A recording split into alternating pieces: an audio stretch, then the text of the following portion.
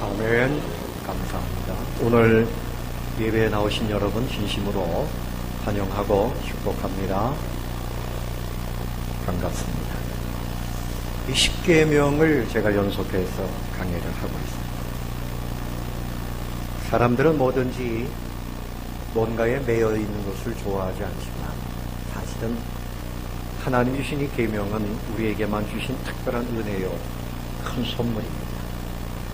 천국 백성들에게 주신 인생의 내비게이션이에요. 이쪽으로 가면 여기에 복이 있고 이쪽으로 가야 여기에 승리가 있다.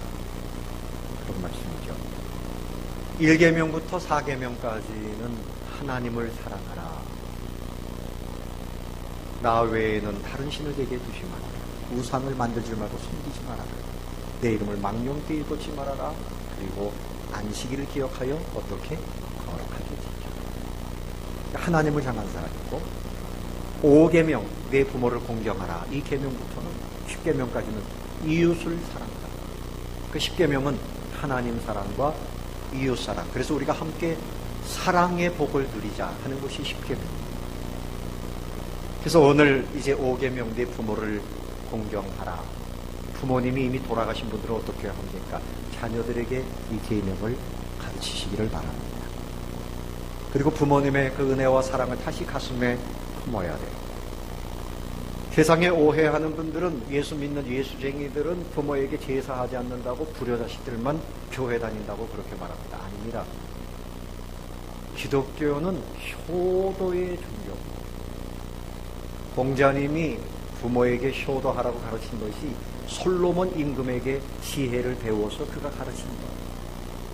성경에 보면 부모를 경홀히 여기고 부모의 말에 거역하는 자는 돌로 쳐서 죽여라, 이렇게까지 말씀한 바 있습니다.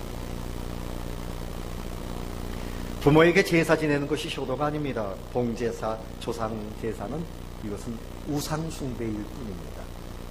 부모 공경은 살아 계실 때 하는 것입니다. 살아 계실 때, 제사 지낼 때 수십만 원 쓸 거 살아 계실 때 용돈으로 드려보세요.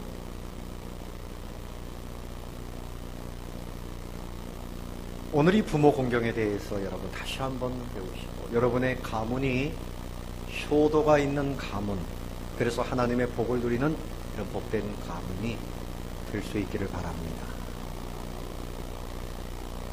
첫 번째로 어떻게 해야지 될까? 부모 공경은 먼저 부모님의 은혜를 기억해야 됩니다. 부모님의 은혜를 기억하시기를 바랍니다. 여기서 공경이라고 하는 말은 히브리 말로 카바드라는 말인데 무겁다. 부모님을 경홀히 여기면 안 됩니다. 부모님을 무겁게 여겨드려요. 잠언 23장 22절에 너를 낳은 아비에게 청종하고 내 늙은 어미를 경히 여기지 말지니라. 부모를 존중하고 하나님 높이듯이 부모를 높여드리고 부모를 공경하는 것이 우리에게 있어서 아주 값어치가 있는 일이다, 그런 말씀입니다. 여러분, 부모님의 은혜를 기억하십니까? 저는 우리 어머님이 46살 때 돌아가셨어요. 제가 중학교 3학년 때 제 손을 붙잡고 그렇게 계시다가 그렇게 돌아가셨어요. 몸이 많이 아프셨어요. 근데 제 어머니를 기억하는 것은 그 가마솥에, 시골에서 이렇게 가마솥에 밥을 하잖아요. 그러면 누룽지를 긁어가지고 제가 5살 뭐 요때쯤으로 기억이 됩니다. 얘야 배고프냐? 그럼 저는 배고픈 게 뭔지 잘 모를 때예요. 그게 어떤 건지 몰랐어요. 누룽지가 먹고 싶어서 네 아니면 응, 그럼 이제 누룽지를 이렇게 먹어서 주시곤 했어요.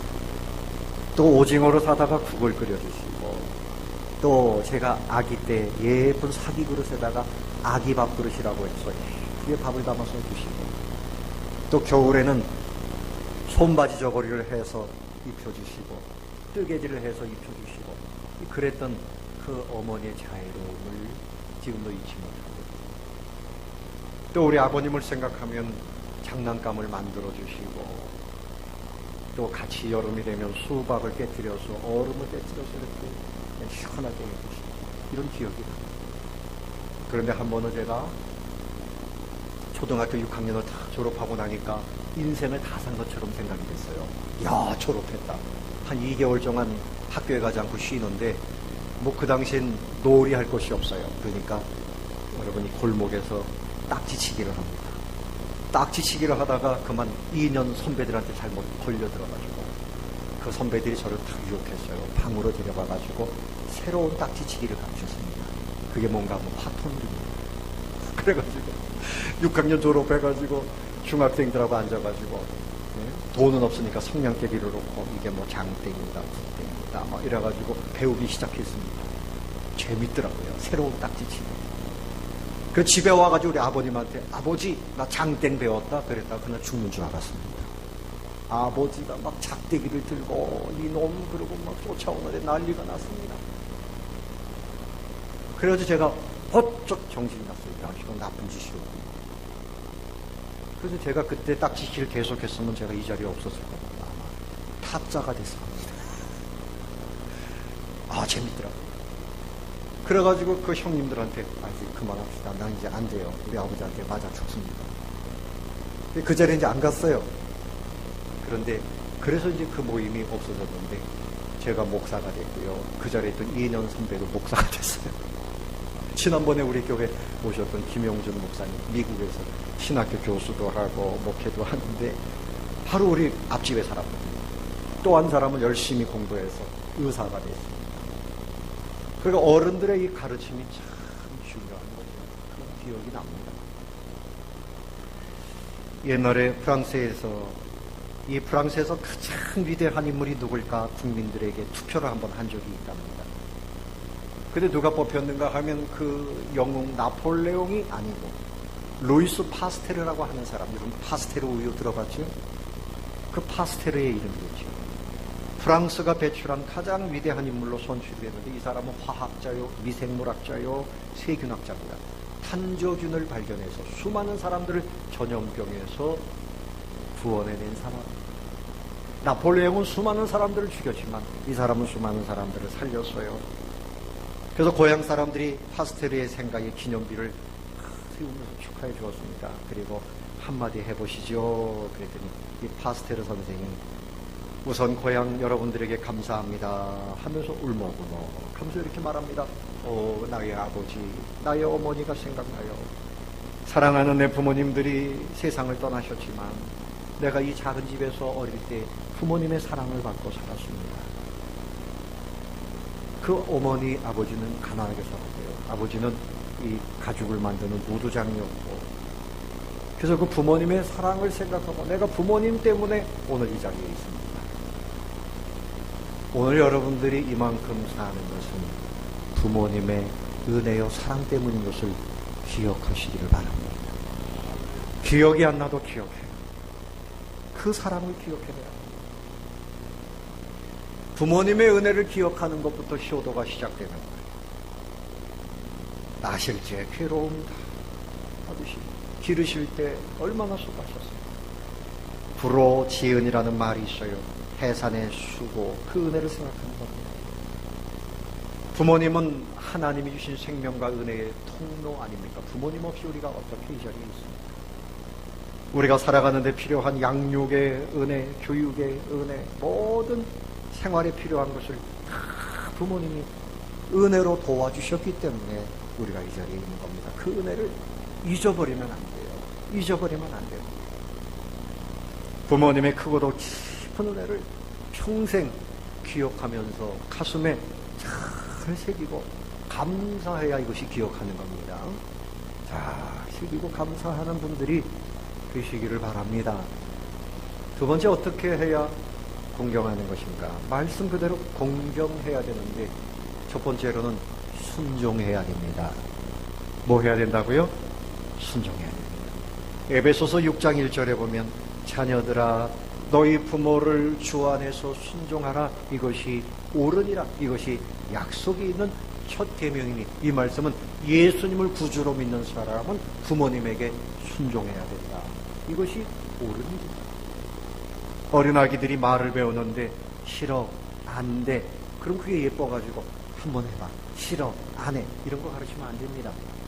예, 고맙습니다. 예, 알겠습니다. 이 긍정적인 언어를 갖춰야 됩니다.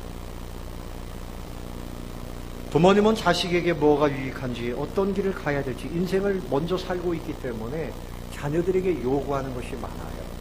공부해야 된다, 운동해야 된다, 밥 먹어야 된다, 일찍 자라, 기도 많이 해라, 성경 봐라. 부모님 말씀에 순종하면 하나님의 복이 임합니다. 부모님을 기쁘시게 하는 것 중에 첫 번째는 부모님에게 순종하는 겁니다. 얘야, 어디 가거라? 시집 가거라. 그러면 가야 돼. 장가 가거라. 암만 돈을 많이 벌어와도 장가갈 때 장가가도 부모님은 잠을 이루세요. 부모님 말씀에 순종. 성경에 보면 믿음의 사람들은 다 부모님께 순종했어요. 우리 예수님도 부모님께 순종했어요. 믿음의 왕 다윗 어린 시절에 다른 형들이 있지만 이 막내둥이한테 너 가서 양을 쳐라. 아버지 왜 나에게만 시킵니까? 이렇게 반항하지 않고 양을 치면서 순종했어요. 심지어는 전쟁터에 너희 형들에게 떡을 갖다 주어라. 떡 보자기를 들고 전쟁터까지 갑니다. 그렇게 순종했어요. 순종하는 다윗에게 하나님이 복을 주셔서 그가 이스라엘의 가장 위대한 왕이 되었습니다. 순종이다. 아브라함도 순종하는 사람이지만 그 아들 이삭도 아버지를 닮아서 그가 청년의 때에 아버지가 그를 번제로 잡아서 하나님께 드리려고 칼을 높이 드는데 그는 그 제단에서 그냥 가만히 누워있습니다. 아버지에게 순종했습니다. 하나님이 그 이삭에게 큰 복을 주셨습니다. 노아의 세 아들을 보십시오. 120년 동안 방주를 짓는데 사람들이 비난합니다. 날씨가 이렇게 좋은데 무슨 방주를 짓냐고 해도 아버지께 순종해서 방주를 해요. 홍수 심판이 일어났을 때 다른 사람들은 다 물심판으로 죽었지만 그 가족은 그 방주 안에서 생명을 유지하고 새로운 인생의 인류의 시조가 된 것입니다.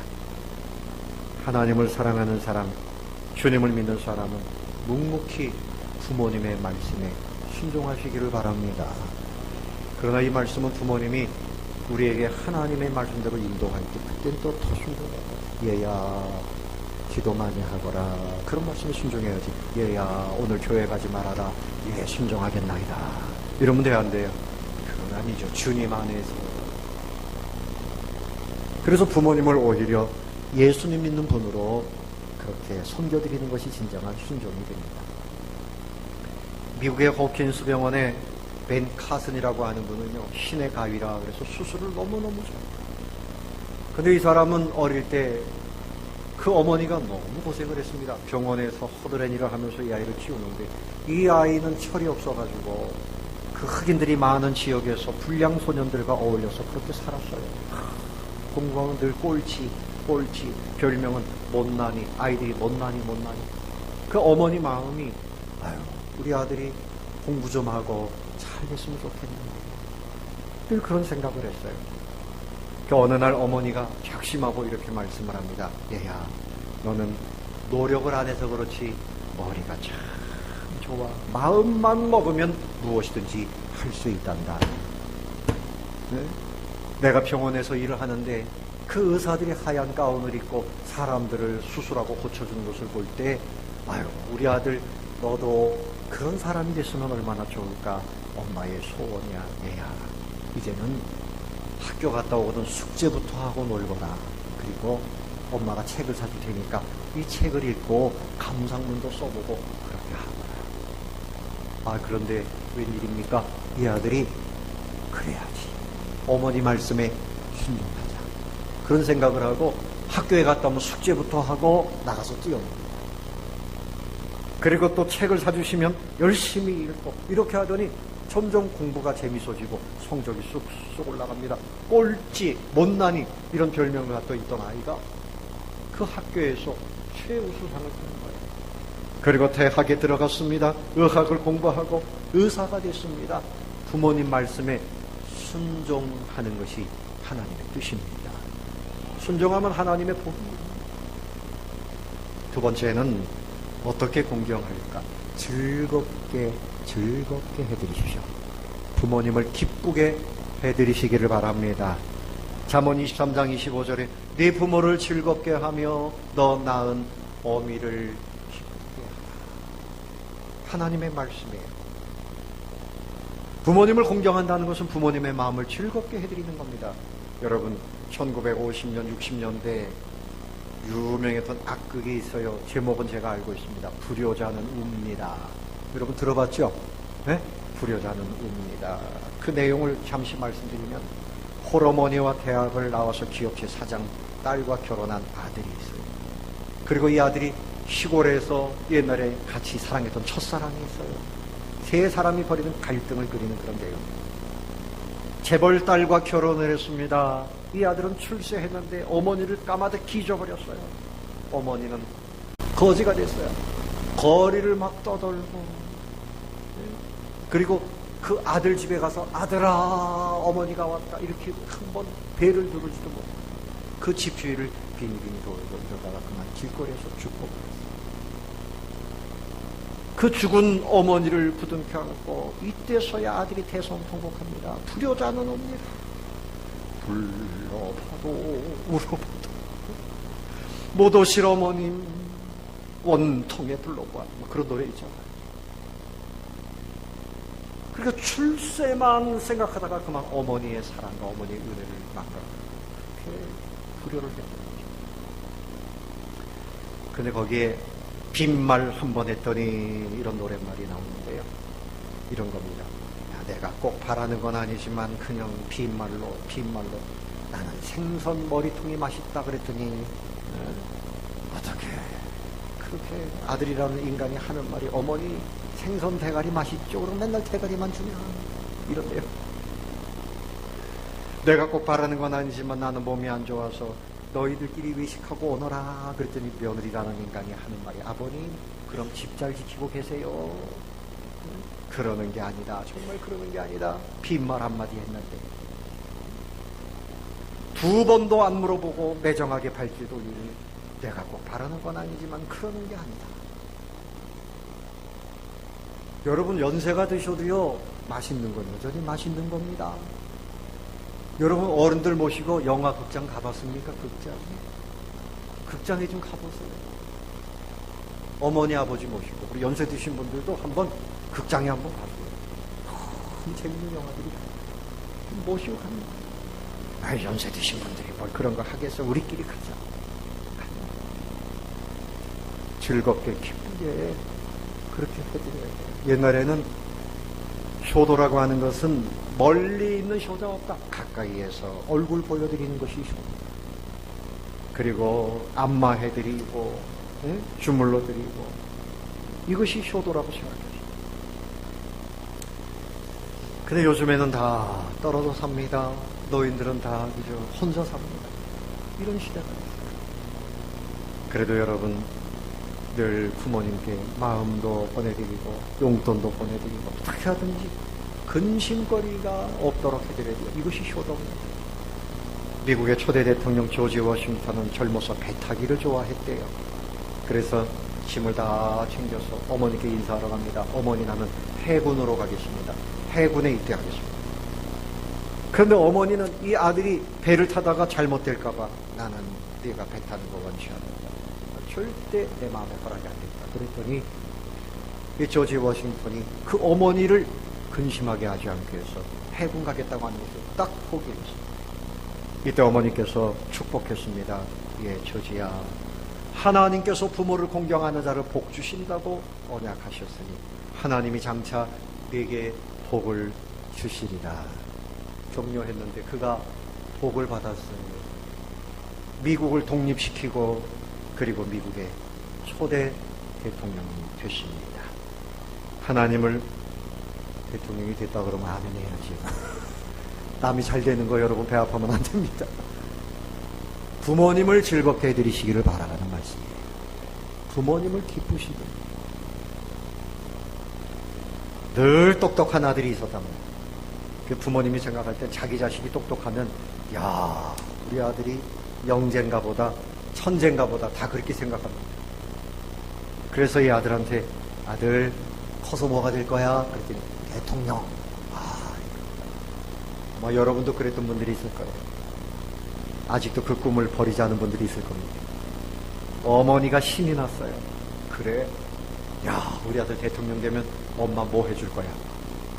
그랬더니 아들이 곰곰이 생각하더니 짜장면. 엄마가, 야, 이 녀석아, 너나 먹어라. 그래도 뒷말이라도 나는 대통령. 그때 얼마나 좋아요. 제가 어릴 때도 아이들만 모이면, 우리 사촌들 모이면 어른들이 물어봅니다. 너 뭐 될 거야? 그럼 전부 대통령이 뭐 한두 명이 아니에요. 그 말 듣고 싶어가지고 자꾸 물어봅니다. 너 뭐 될 거야? 그저 기쁘시게.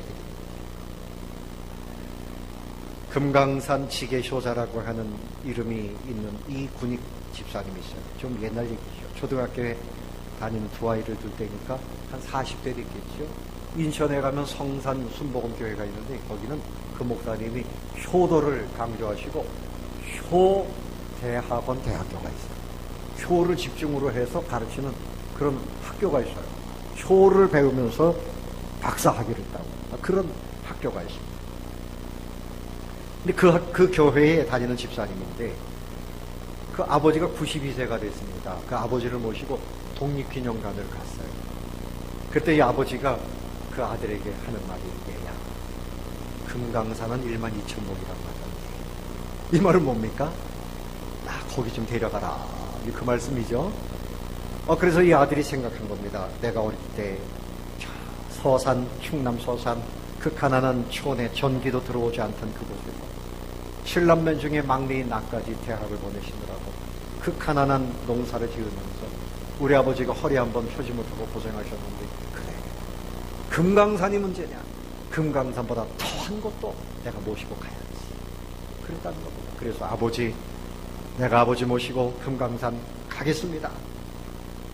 혼자 걷지도 못하는 아버지를 어떻게 하겠어요? 지게를 만들었어요.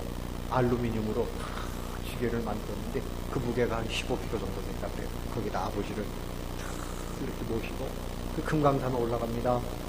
얼마나 무거워요? 한 70kg 되겠죠? 이 지게하고 다 합치면. 뼈가 물러가는 것 같고 허리가 아프고 막 그래도 아버지를 모시고 금강산. 그런데 이 소문이 중국에까지 갔어요. 공자님이 있는 산동성 그 TV에서 이 소식을 듣고 이 사람을 초청해가지고 태산 관광을 시켜줬습니다. 그러니 누가 고생했을까요? 아들은 고생했지만 아버님도 모시고 짊어지고 거길 또 갔겠지요. 중국에 있는 사람들이 텔레비전을 보면서 야, 대한민국에 저런 효자들이 있단다. 그렇게 감동을 받았다는 겁니다. 여러분, 금강산 문만 열리면 내가 모셔가겠습니다. 그런 분들이 있겠지만 지금은 안 됩니다. 나중에 문 열리거든 가시는데 부모님이 계시기만 하면 내가 할 텐데 아이고 돌아가시니까 그런 소리 하는 거 아닌가 모르겠어요. 여러분, 내가 효도를 못했지만 자녀들에게 가르쳐야 됩니다. 그래서 여러분, 부모님을 기쁘시게 하는, 그래서 그렇게 크게는 못한다 할지라도 순종하고 어떻게 하면 기쁨을 드립니다. 어떻게 하면 부모님에게 마음 안 아프게 할까? 순종하고 전화 한 통화라도 말 한마디라도 기쁨을 드리고 대접하고 그렇게 살게 되시기를 예수님의 이름으로 축원합니다. 세 번째는 이 공경한다는 말은 은혜에 보답하는, 부모님의 은혜를 우리가 어찌다 보답하겠어요. 세상 말에 호천망극이라는 말이 있어요. 부모님의 은혜는 하늘처럼 크다. 효가 백행의 근본이라 이런 말도 있고, 또 노래지희라는 말이 있어요. 70세 된 노인이 어린아이의 옷을 입고 90세 된 어머니 앞에서 춤을 추고 노래를 부릅니다. 세상 사람들도 이렇게 효도에 대한 교훈을 가지고 있는데 우리 예수 믿는 사람들은 하나님의 명령이니 감사를 품고 더 보답하고 효도해야 할 줄로 믿습니다.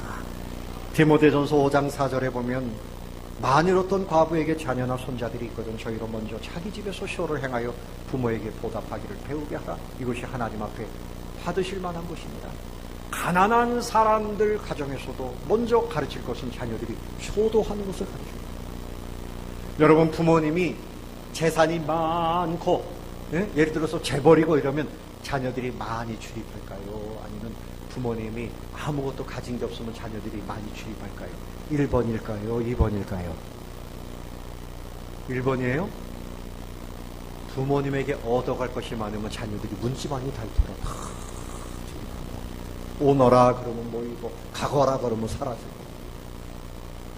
근데 부모님이 그저 가난하고 다 그런 건 아니지만 그냥 부모님 1년에 한 번이나 명절 때나 그냥 그렇게 어쩔 수 없이 찾아가는 경우가 생기는 거죠. 부모님에게 왜 우리가 효도해야 됩니까? 부모님의 은혜가 크기 때문입니다. 부모님이 왜 고생하십니까? 우리 때문에 고생하십니다. 부모님이 건강할 때, 부모님이 능력이 있을 때 그때도 효도해야 돼요.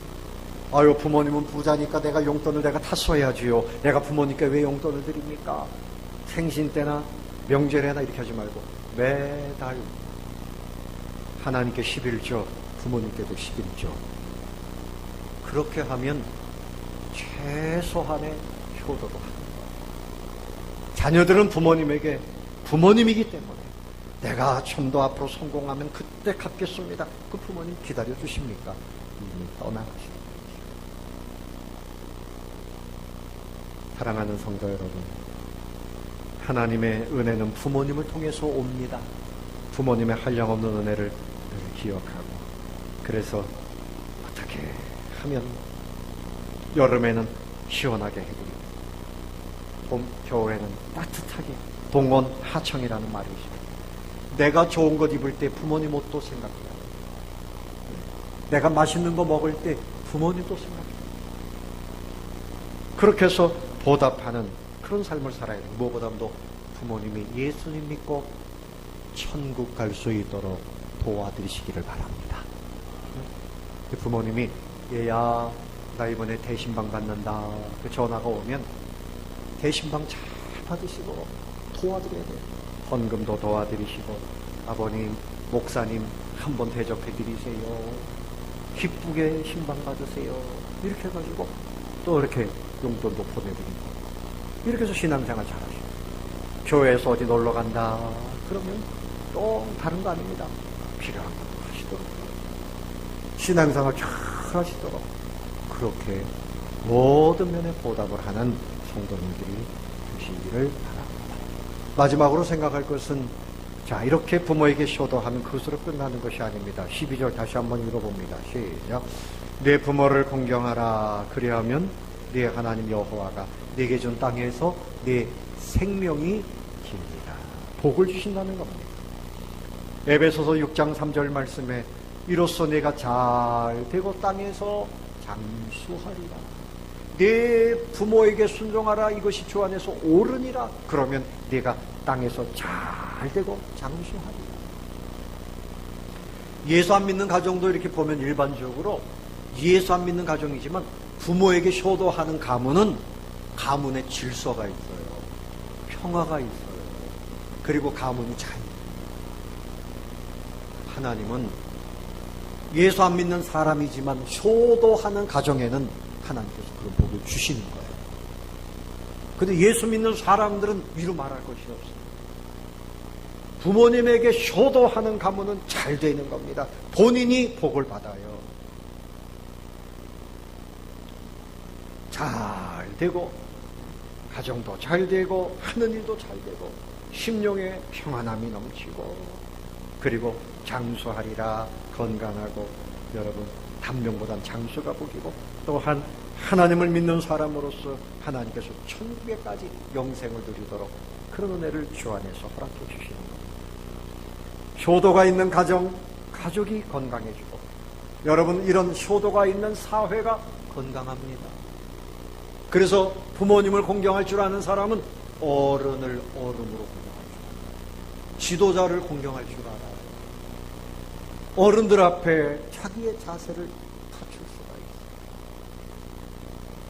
한 이야기를 하고 마치겠습니다. 예전에 가난한 홀어머니가 아들 하나를 살았습니다. 빨래품도 하고 바느질도 하고 이렇게 해서 이 아들을 그렇게 공부를 시켰는데 이 아들은 철이 일찍 들어가지고 어머니가 고생하는 것을 생각하고 밤새도록 공부를 했어요. 열심히 공부했습니다.